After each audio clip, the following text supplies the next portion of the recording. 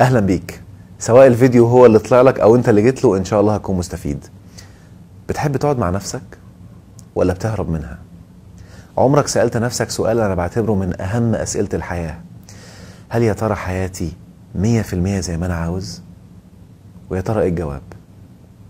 ولو حياتك مش 100% زي ما انت عاوز، ايه السبب؟ مين المسؤول؟ فكر كده بهدوء.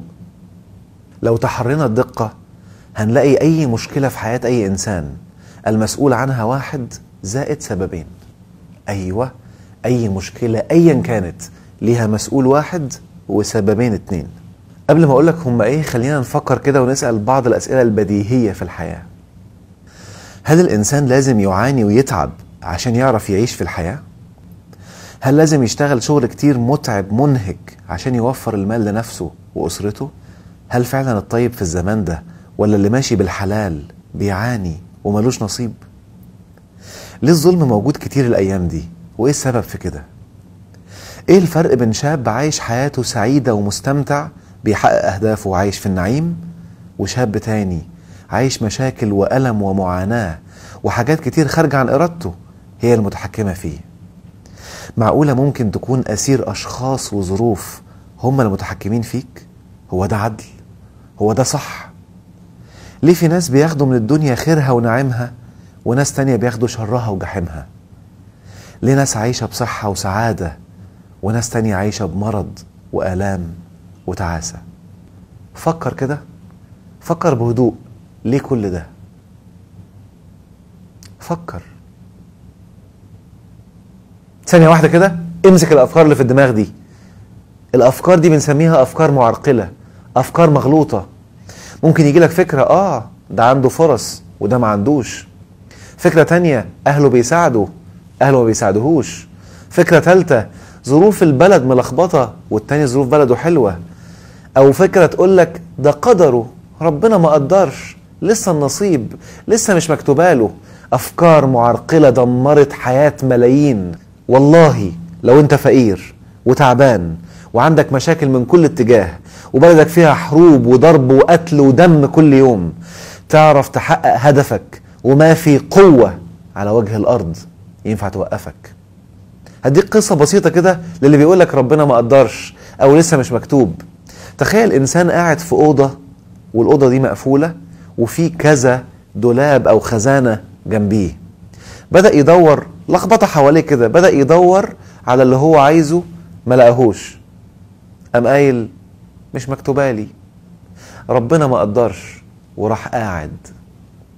لو فضلت الفكرة دي في دماغه هيفضل قاعد كده قد ايه؟ ولو قال طالما انا ما وصلتش للهدف يبقى في حاجة ناقصة، وقام يدور هنا وهنا وبدأ يفتح الدواليب ويدور هنا لغاية ما وصل للدولاب اللي فيه اللي هو عاوزه. اخد كل اللي هو عاوزه وانطلق في حياته. اهو ده مثال على افكار المعرقلة اللي دمرت حياة ناس كتير جدا. فكرة بسيطة تطلع في الدماغ، الانسان يتبناها ويعيش بيها، يفضل عايش في مشاكل ولن تنتهي الا لما يشيل الفكرة دي زي ما حطها اول مرة. عموما انا اسمي احمد عمارة، استشاري صحة نفسية بالطاقة الحيوية. رسالتي كانت قبل 2015 ارشاد الناس للوصول لاقصى درجات السعادة والنجاح والاستمتاع بالحياة. بعد 2015 لما وعي زاد شوية وفهمت اكتر شوية، غيرت بس صياغتها لانها اعلى، خلتها ارشاد الناس لتذوق بهجة النعيم. لان بهجة النعيم دي اعلى درجات الاستمتاع في مختلف المجالات. عندي على الفيسبوك حوالي 3 مليون متابع الحمد لله، بيتابعوا شبه يوميا المقالات والفيديوهات اللي بنزلها. انا عامل الفيديو ده عشان اعمل اعلان لحاجة مهمة قوي، وعشان اوصل لك معلومات قد تكون من اخطر معلومات حياتك، واحط ايدك على المسؤول الرئيسي اللي قد يكون ملخبط حاجات كتير في حياتك. لما تعرف المعلومات دي بإذن الله هتخلي حياتك أروع مما تتخيل. اطمن، الفيديو ده هينور لك حاجات كتير في حياتك. هحكي لك فيه شخصيا عن بعض الحاجات والمشاكل اللي أنا عديت بيها. على فكرة أنا مش مولود في بقي معلقة دهب، أنا شفت حاجات قد لا تتخيل كانت عاملة إزاي. هحكي جزء كبير من اللي حصل في حياتي وإزاي عرفت أوصل للنعيم، قصتي مع النعيم. ولما عرفت وأدركت مين المسؤول الرئيسي اللي كان مدمر حياتي وعيشني سنين في الألم والمعاناة. كان مخلي حياتي جحيم. كنت مش عارف أوصل لأهدافي نهائي. كنت بتحسر دايما على العمر اللي بيعدي وأنا واقف مكاني. لما ما كنتش منتبه للمسؤول ده كنت بتألم لما أشوف غيري واصل لأحلامه وأنا لسه قاعد مستني. كنت فاكر إن حظي وحش أو إن البلد مش مساعداني. كنت ساعات بفكر إن قدري كده وإن ده اللي مكتوب وإن كل اللي عليا إني أصبر واحتسب زي ما أقنعوني زمان، وكنت فاكر إن ده هو الدين. كنت دايما مستني الفرصة تجيلي والظروف تتحسن عشان أعيش حياتي صح، لغاية ما عرفت مين المسؤول الرئيسي لأي مشكلة في الحياة. المسؤول الرئيسي للمشاكل اللي أنا كنت فيها، والمسؤول الرئيسي لأي مشكلة أنت بتعاني منها. المسؤول الرئيسي اللي مخلي فيه أهداف كتير ممكن تكون لسه محققتهاش. عارف مين المسؤول الرئيسي ده؟ المسؤول الرئيسي للضيق والألم والمعاناة والتعب أو قلة الرزق وعدم الشعور بالسعادة اللي بيحصل لمعظم الناس. أيوة، المسؤول الرئيسي لأن إنسان يعاني الفقر والوحدة وعدم الجواز أو مش لاقي وظيفة مناسبة. هو نفس المسؤول الرئيسي اللي بيخلي الإنسان يعاني من الصراع مع الأمراض ويخرج من مرض يدخل في مرض تاني، أو إن إنسان يعاني مع المحيطين بيه وتكون علاقته سيئة مع أقرب الأقربين. وهو كمان المسؤول إن أي إنسان يعاني من الحزن والاكتئاب والتعب فترة طويلة من حياته وهو مش لاقي أي حل. عارف مين المسؤول الرئيسي لكل الحاجات دي؟ المسؤول الرئيسي هو أنت. أيوة، أنت بنسبة 100% لأي شيء سلبي بيحصل في حياتك. مش عايزك تتصدم ولا عايزك تتضايق، أنا عايزك بس تتحرر بقوة من السجن العقلي اللي عايش فيه ناس كتير. يعني ظروف البلد مش هي المسؤولة، ولا مرضك ولا جنسيتك ولا أبوك أو أمك ولا شريك حياتك ولا مديرك ولا ظروفك ولا قدرك. المسؤول الوحيد هو أنت. أنت المسؤول وبس. أنت مش أي حد تاني نهائي. وعلى فكرة دي حاجة قمة في الروعة. عارف ليه؟ لأنك طالما أنت المسؤول وعرفت الأسباب، يعني أنت معاك دلوقتي كل المفاتيح للحل دلوقتي حالا. يعني مش مضطر تستنى حاجة من بره تتحسن عشان حياتك تتحسن. يعني أنت لو بدلت وطورت وحسنت شوية حاجات جواك هتعرف تحسن كل اللي حواليك وتطوره. يعني أنت مش لازم تفضل مستني كتير زي ما ناس كتير مستنية. والله في ناس، ده أجيال فضلت مستنية لغاية ما ماتت. فكر، بص حواليك، هتلاقي ناس كتير كده. وأنا مش عاوزك أبدا تكون زيهم ولا منهم. عشان تستوعب الموضوع أكتر خليني أحكي لك قصتي شخصيا مع النعيم، وإزاي قدرت أخلي حياتي أروع مما كنت أحلم أو أتخيل. كنت شاب عادي زي كل الشباب، عندي أحلام وطموحات كبيرة. خلصت دراستي في علم النفس واتخرجت من الجامعة ودخلت الجيش، وكنت في الجيش في مدينة في مصر اسمها الزقازيق. كنت في قمة الحماس، قدمت في تمهيدي ماجستير في نفس المدينة عشان أخلص الاتنين في وقت واحد، الجيش والسنة التمهيدية للماجستير، والحمد لله خلصتهم الاتنين في نفس الوقت تقريبا. كنت سعيد طاير مستمتع بالإنجازات الرهيبة اللي أنا حققتها، وبسرعة رجعت المنصورة بلدي وسجلت فيها الماجستير في علم النفس، وكنت ناوي أخلص في سنة بكل حماس وقوة. وقلت في بالي هتعمل إيه بالتوازي مع الماجستير يا واد يا أحمد؟ قررت أدخل مشروع كبير عشان أكون منجز أكتر وأكسب وقت أكتر، وخصوصا إن كنا راجعين من بلد عربي وكان عندي مبلغ محترم ناوي أعمل بيه شغل كبير ومشروع كبير. كنت دايما بقول لنفسي ابدأ كبير تفضل كبير. حصل لي مشاكل كتير في الماجستير بتاعي عشان كنت جايب أفكار لسه ما حدش درسها في العالم العربي. كان كل الحجة اللي عطلتني إن لازم يكون في دراسات سابقة. طب ليه ما نكونش إحنا اللي سابقين؟ ليه ما نكونش إحنا الدراسات السابقة؟ ولا حياة لمن تنادي. كنت محبط ومخنوق ومتضايق ومليان طاقة سلبية تجاه الجامعة والدراسة والمشرفين بتوعي اللي من كل قلبي مسامحهم، والله بدعي ربنا يسامحهم. وأنا في الحالة دي قررت أدخل مشروع كبير في شركة ظهرت قدامي فجأة وأنا في قمة السلبية. كنت شايف المشروع ده طوق نجاة، كنت ناوي أكون عضو مجلس إدارة في الشركة دي، وكنت دايما بكرر اللي بيبدأ كبير بيفضل كبير. جمعت أكبر قدر من المال من قرايبي وأهلي وأصدقائي، ودخلت المشروع بمبلغ كبير جدا على أي شاب. كنت أنا اللي في الوش، أخدت كل الفلوس ودخلت بيها باسمي. بقيت عضو مجلس إدارة، بس بقيت في الوش شايل كل الريسك، كله سايب الفلوس معايا وأنا متحمل كل المسؤولية. وكان مشروع أول مرة في حياتي أدخل فيه، ما كانش عندي فيه أي خبرة نهائي. كنت متحمس بالمشروع، مخنوق باللي بيحصل في الجامعة وفي دراستي، وكانت طاقتي سلبية جدا ساعتها، بس ما كنتش عارف. المشاكل زادت واللخبطة زادت والصعوبات زادت بصورة غير مسبوقة. أيام وسنين وشهور قضيتها مضغوط ومخنوق من كتر المشاكل والعراقيل اللي كانت بتطلع، لخبطة من هنا ومشاكل من هنا، بحاول أتصرف، سنين بتعدي والمشروع واقف والدنيا ملخبطة.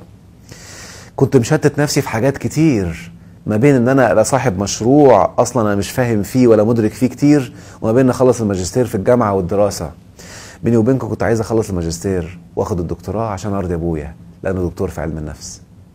وفجأة حصلت المصيبة الغير متوقعة واللي ما كانتش في حسباني ولا حاططها اي احتمال. اتنصب علينا. ايوه، اتنصب علينا والفلوس طارت. رئيس مجلس إدارة الشركة هرب والفلوس راحت. بدأت الناس تطالبني برد الفلوس والمبلغ كان كبير جدا. وفي أيام بسيطة اتحولت من مساهم وعضو مجلس إدارة وصاحب أسهم في شركة كبيرة في البورصة إلى نصاب وحرامي، وسرقت فلوس الناس كعادة الناس في المشاكل اللي زي دي.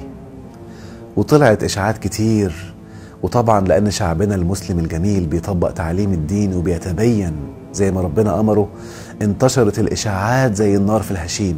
واللي ساعد في انتشارها أكتر إن فعلا كان في أصدقاء رافعين عليا قضايا في المحاكم ومش صابرين حتى يعرفوا إيه اللي حصل ولا يدوني فرصة ولا وقت عشان أسدد المبلغ أو أرجع الفلوس. وطبعا طالما في قضايا ومحاكم يبقى أنا فعلا نصاب. شوية وموضوع خطوبتي فركش. ما أنا نسيت أقولك، كنت داخل مشروع خطوبة، ولما الفلوس راحت كالعادة كله راح وكله لخبط وكله نهار. كنت حاسس بحزن شديد جدا، والمصايب هلت من كل اتجاه. وكنت بقول دايما المصائب لا تأتي فرادى. كنت مقتنع بالمقولة دي اقتناع غريب جدا، المصائب لا تأتي فرادى. فالمصايب حلت عليا من كل اتجاه. كنت حابس نفسي في البيت مخنوق، بتوجع من الألم، بسمع في كلام الناس والإشاعات من كل حتة، النصاب، الحرامي، سرق فلوسنا. كنت بتعذب من شدة الظلم.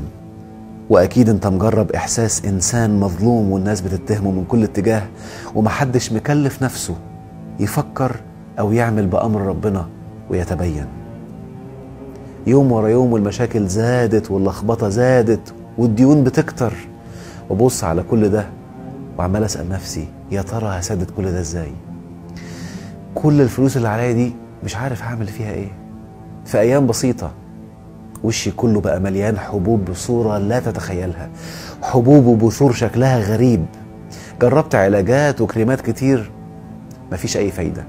وفي التوقيت ده كمان كنت بعاني من حساسية على الصدر. كنت عايش بالبخاخ، والأطباء قالوا لي طالما وصلت للسن ده عمرك ما هتعرف توقف البخاخ. كنت عمال أتأمل كل اللي بيحصل، ايه ده؟ هو في ايه؟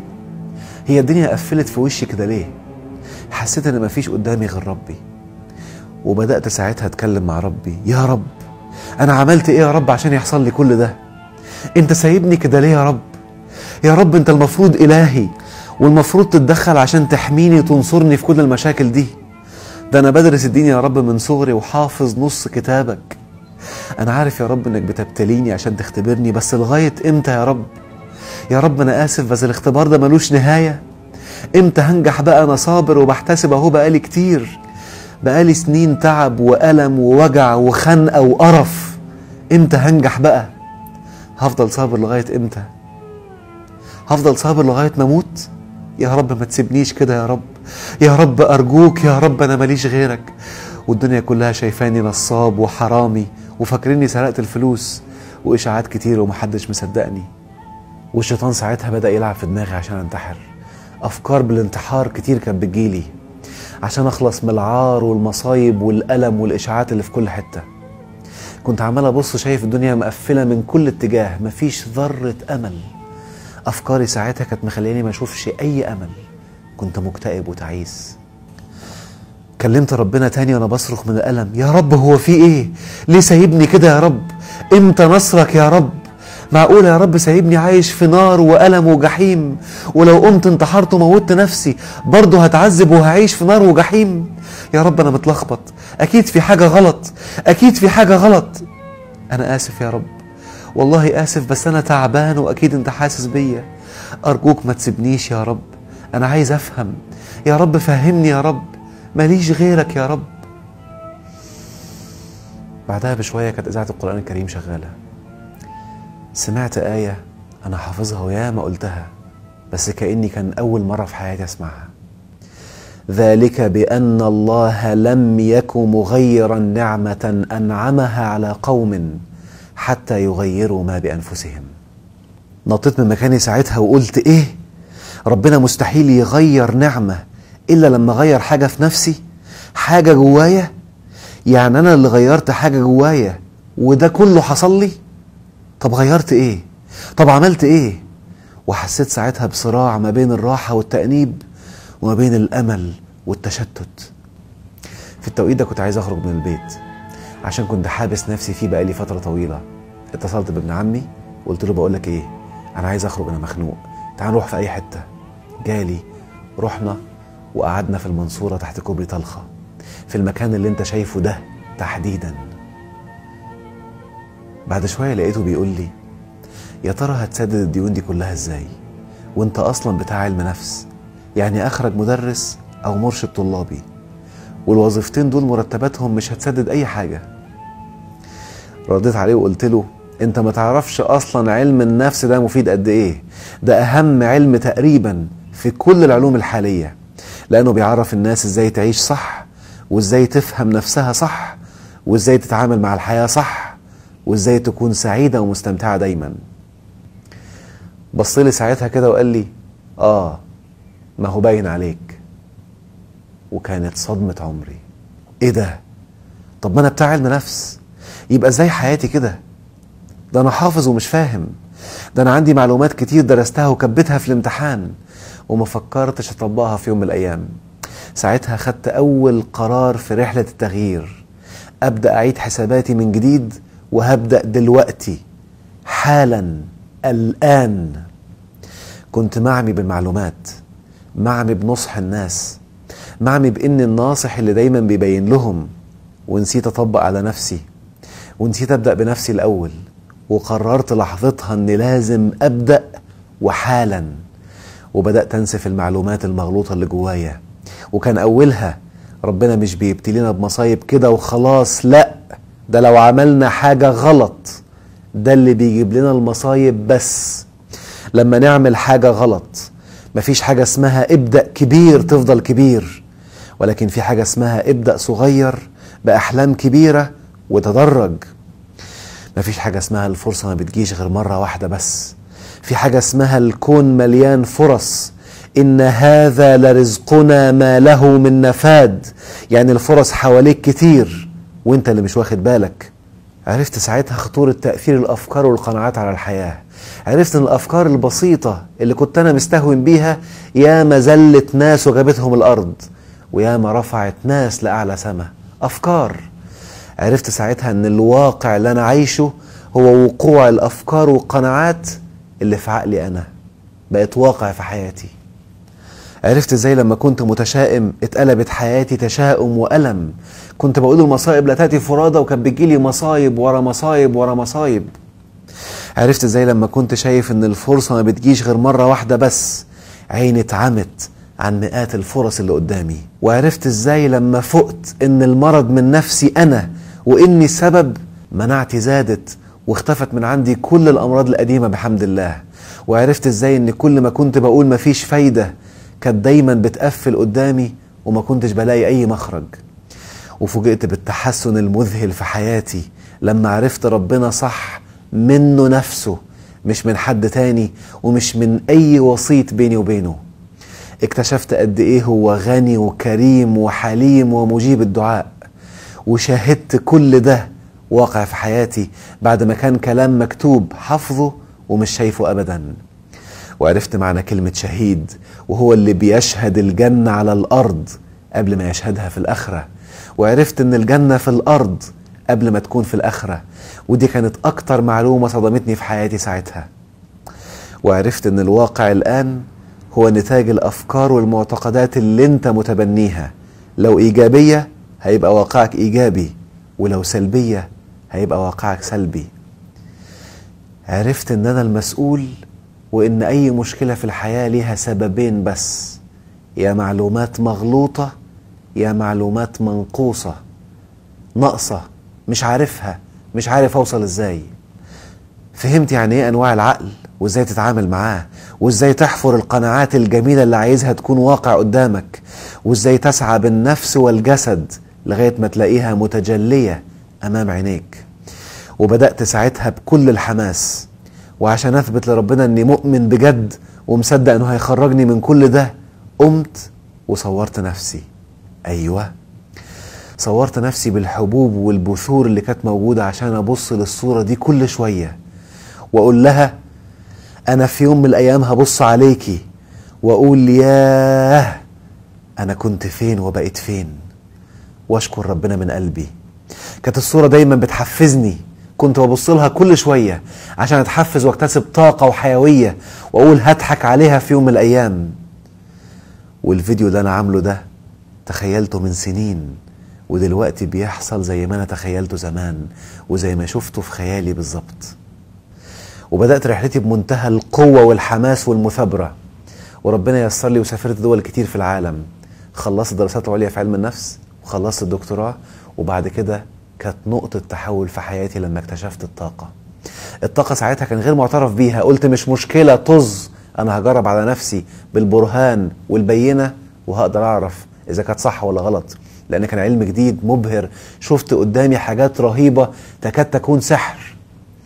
وكانت نقطة تحول في حياتي دراسة الطاقة، بشكر ربنا عليها من كل قلبي. واكتشفت لما اطلعت على ثقافات وحضارات وعلوم الدول التانية ان في كنوز كتير غايبة عننا، مش من السهل الواحد يوصلها لوحده. ودراستي للطاقة فهمتني اكتر معنى الانفاق. الانفاق علشان سريان الطاقة، وهي باختصار ان طاقة اي شخص الان مكتملة، ومش هتعرف تضيف حاجة لحياتك الا لما تنفق، تخرج شيء عشان شيء يدخل مكانه. ساعتها بيبدأ السريان، وبيبدأ التطور في الداخل والخارج.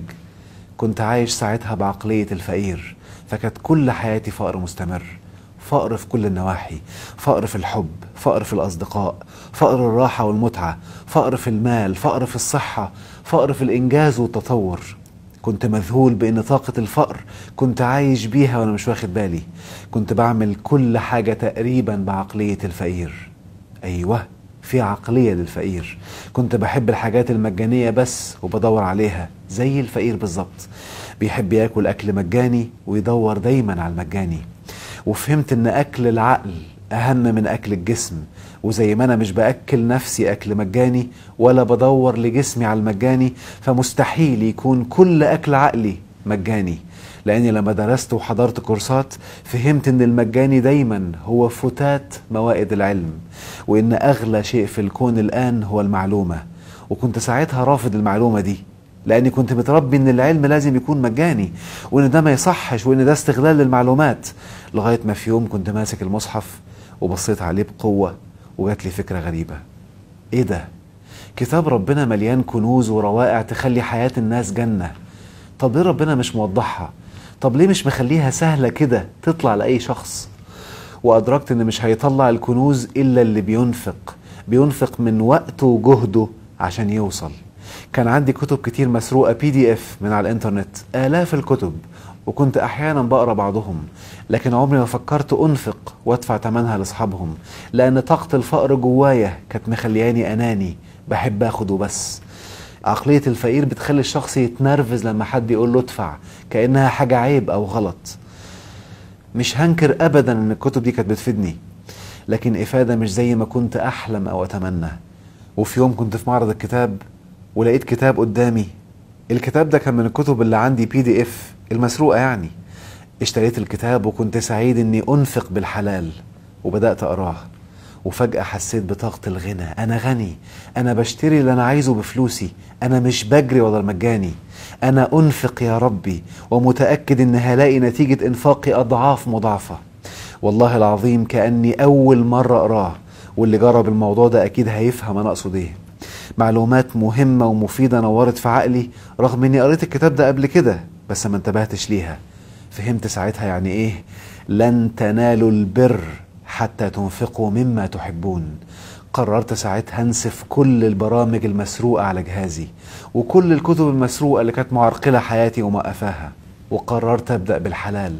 قررت اني مش هاخد اي شيء الا بالحق والعدل، افيد واستفيد. كل كورس كنت بحضره وكل كتاب كنت بشتريه كان بيضيف لي حاجات ترفعني درجات كتير جدا في الحياة. كان بعض الناس بيقولوا لي ساعتها يا راجل سيبك من العلم، البلد دي اصلا مش بتقدر العلماء.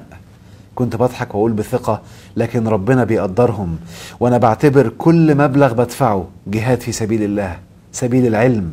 وربنا قال يرفع الله الذين آمنوا منكم والذين أوتوا العلم درجات.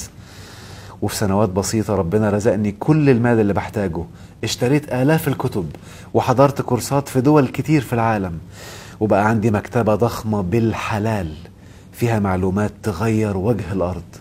معلومات بدأت أدرسها بروقان وبقيت بتطور يوم بعد يوم. معلومات فيها خلاصة تجارب ناس كتير في العالم، وفرت عليا وقت طويل وأثرت لي الطريق فوق ما كنت أتخيل. معلومات خلتني في وقت بسيط أحقق خطوات أسرع من أي شخص. أيام الدراسة اشتغلت في حاجات كتير، استغلت كل الفرص اللي أتيحت ساعتها أمامي وكانت أكتر مما أتخيل. ولما طبقت كل المعلومات اللي كنت بتعلمها الفرص زادت أكتر وأكتر. درست إخراج واشتغلت فيه، واشتغلت في الجرافيك والمونتاج والخدع السينمائية والبورصة، واشتغلت في العقارات والدعاية والإعلان. كل شهر كان دخلي بيزيد وبدأت أجدول الفلوس مع الناس والديون اللي كانت عليا ليهم.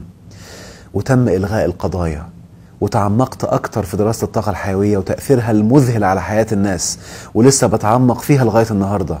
وعهدت ربي إني هطبق كل معلومة وعيشها وأشوف نتائجها قبل ما أقولها للناس، عشان ما أكونش بقول كلام نظري وبس، وعشان ما أكونش من اللي ربنا قال عليهم كبر مقتا عند الله أن تقولوا ما لا تفعلون.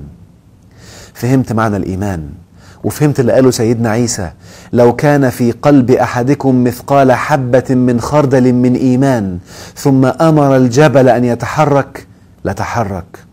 وفهمت معنى الآية الكريمة وكان حقا علينا نصر المؤمنين. وبقيت بشوف النصر كل شوية قدامي بصورة مذهلة في أي هدف نويت عليه أو نويت أحققه. ودلوقتي بعد سنين من المعاناة والألم والتعب بسبب المعلومات الغلط خسرت فيهم سنين من عمري وصحة من جسدي وفلوس كتير ما حدش يتخيلها دفعتها تمن لأفكار وقناعات مغلوطة ومعلومات منقوصة. وبعد ما فهمت وطبقت واتعلمت ونسفت كل المغلوط والمدسوس في عقولنا من زمان، أنا أقسم بربي إني الآن وجدت كل ما وعد ربي حقا.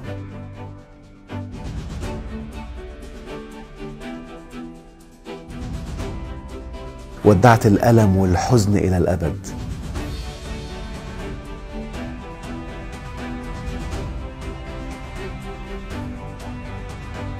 أصبحت أكثر سعادة مما أتوقع، بل إن السلبي عندي بقى هو إن السعادة تبقى أقل من كل يوم. دقت طعم النعيم بصورة مذهلة، والروعة إنه بيزيد يوم بعد يوم، ودي حاجة ما تتوصفش، دي حاجة تتعاش وتتحس من الداخل، لا يعوضها أي شيء مادي في الدنيا.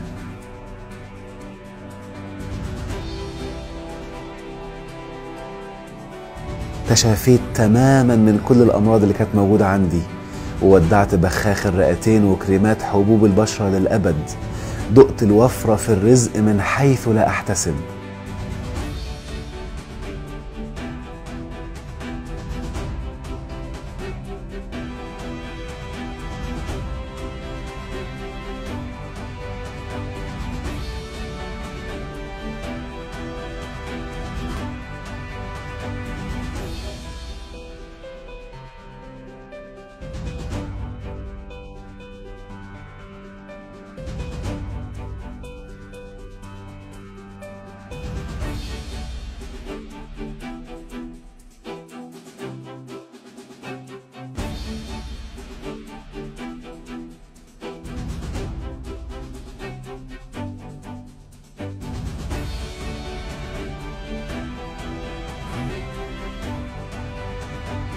عرفت أحاسيس مختلفة للمتعة والروقان بتزيد يوم بعد يوم.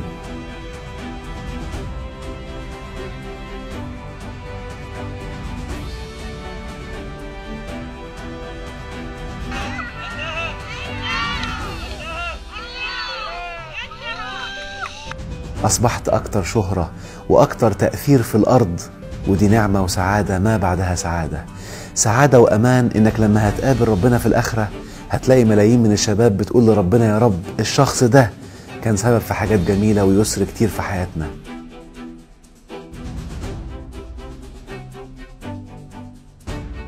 فهمت معنى التمكين في الأرض وبقيت بعمل أي حاجة في أي بقعة في الأرض بمنتهى الحرية واليسر. ربنا رزقني بأروع زوجة في الدنيا بشكر ربنا عليها كل يوم، وبأولاد أجمل وأحلى وأذكى وأمتع ما يكون.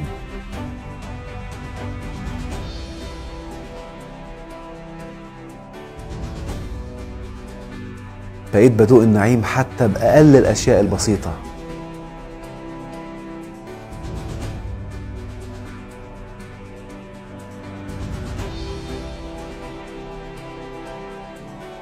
والأروع والأجمل لئن شكرتم لأزيدنكم. كل ما أشكر ربنا بستمتع بزيادة مذهلة بكل ما تحمله الكلمة من معنى. وعشان كده قررت أنشر المعلومات الخطيرة دي للناس في شكل كورسات ودورات، معلومات لا تقدر بثمن تقلب حياتهم جنة، عشان أوفر عليهم سنين من الألم والمعاناة وضياع فلوسهم في التجارب والخطأ. وبدأت أنشر المعلومات دي في مختلف دول العالم. كنت بستمتع كل يوم وأنا بشوف قدامي مئات الشباب أحوالهم بتتغير وحياتهم بتتحسن بعد تطبيق الواعي للمعلومات دي.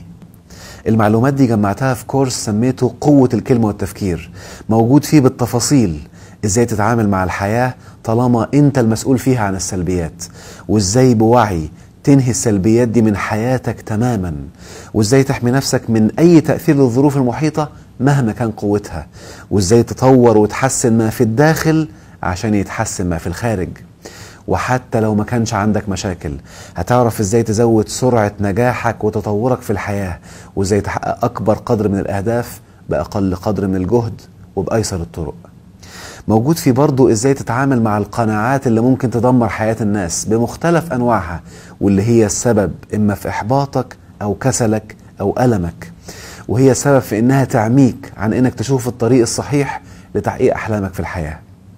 المعلومات اللي في الكورس ده بعد ما طبقتها وشفنا نتائجها عليا وعلى ناس كتير في مختلف دول العالم جمعتها لك بشكل ممنهج علمي يسير، بحيث تعرف تستمتع بيها وتستفيد منها بيسر وسهولة مهما كان مكانك في العالم وفي أي وقت انت عايزه. قبل ما أقولك معلومات أكتر عن الكورس خلينا أوريك جزء بسيط من تأثير المعلومات دي على ناس طبقوها في مختلف دول العالم.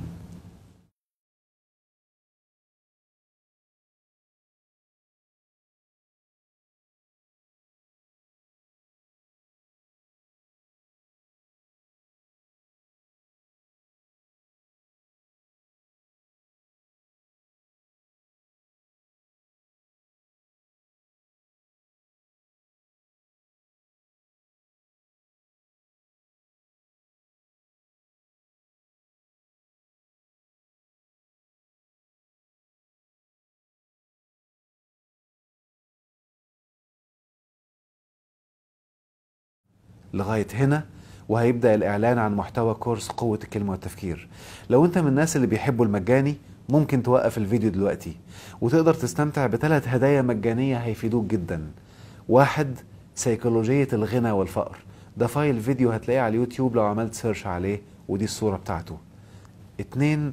محاضرة طاقة الغنى والرزق، ودي برضو لو عملت سيرش عليها على اليوتيوب هتلاقيها موجودة، ودي محاضرة من فايلين، جزء أول وجزء تاني. 3. محاضرة سحر البساطة ويسر الحياة، برضو على الانترنت على اليوتيوب لو عملت سيرش عليها هتلاقيها. احضر المحاضرات دي بتركيز وخلي معاك ورقة وقلم، فيها معلومات مهمة جدا حتما هتفيدك في الحياة. أما لو كنت من اللي بيقدروا قيمة المعلومة وبيحب يدفع نظير الحصول على كورسات ممنهجة عملية، فتعال ناخد جولة في محتوى الكورس وتفاصيله. كورس قوة الكلمة والتفكير هيعرفك ازاي تفهم نفسك بصورة واعية.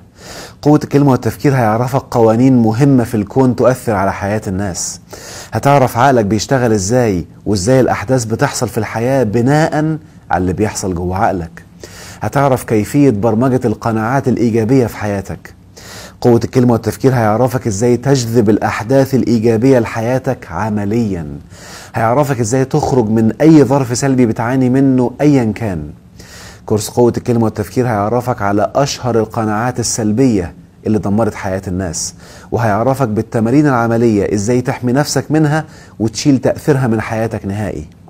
كورس قوة الكلمة والتفكير هيفهمك ازاي انت المسؤول عن اللي بيحصل لك في حياتك، وازاي بخطوات عملية تشيل التأثير ده وتحسن حياتك ومستقبلك. كورس قوة الكلمة والتفكير هيعرفك ازاي تتحكم في أفكارك بدل ما هي اللي تتحكم فيك. هيعرفك ازاي تعدلها وتنسف السلبي منها وتحتفظ بالإيجابي وتنميه وتزوده. قوة الكلمة والتفكير هيعرفك ازاي توصل لأهدافك أيا كانت الظروف اللي انت فيها ومهما كان حجمها. قوة الكلمة والتفكير مليان تمارين عملية لو واظبت عليها مستحيل تفضل في اللي انت فيه.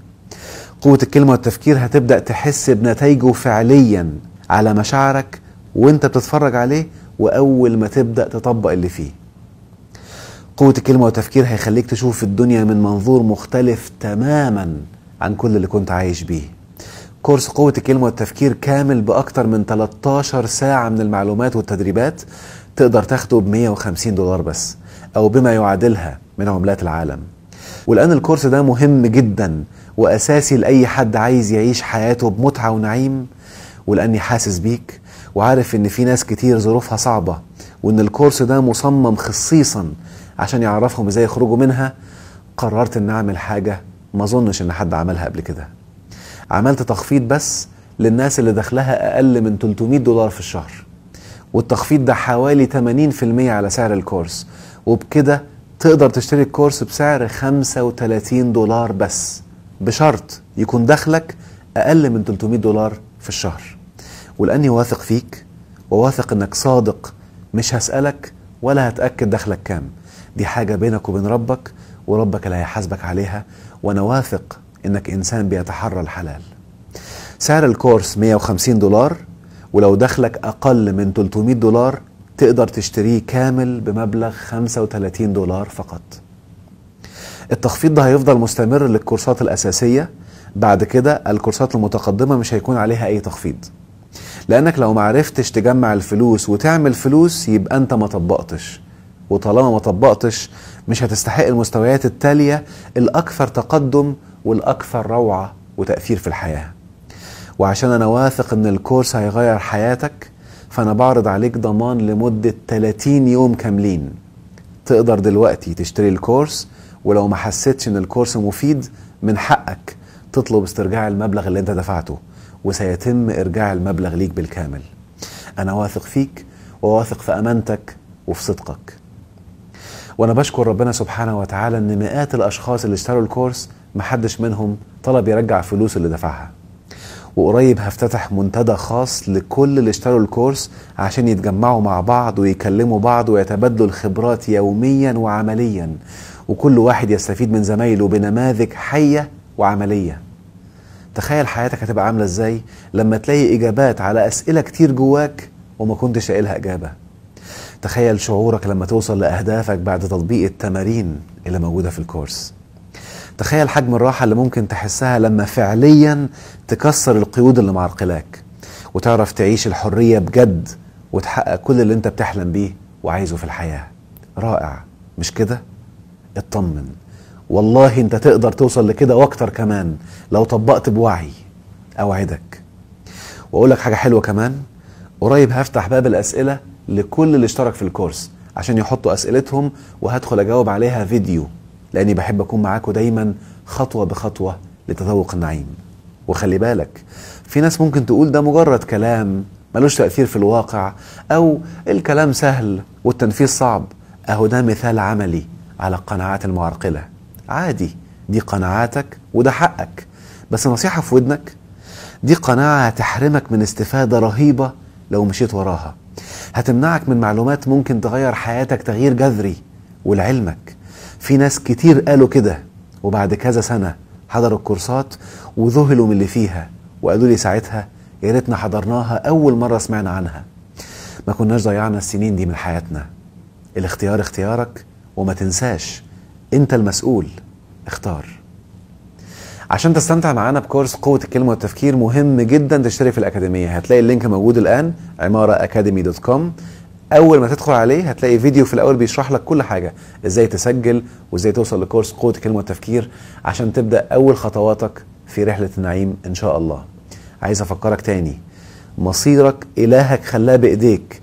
اوعى تسمح لأي قوة في الأرض أو مخلوق يوقفك عن أهدافك إن شاء الله، لأن أهدافك بإيديك وربنا حط لك كل الوسائل والأسباب اللي توصل بيها للأهداف أيا كان الظروف اللي في حياتك.